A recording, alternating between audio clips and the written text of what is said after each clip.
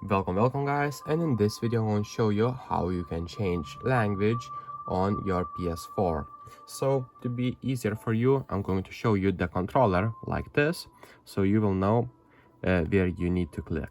So basically now let's click joystick up and let's scroll down until we see settings, this icon, click X, and after that let's scroll down until we see, as you can see like this, until we see language. So you will see this icon, click on this icon, let's click X, and for the system language right here we will see the English United Kingdom. So right here we can select all the languages from this list, so select one of those.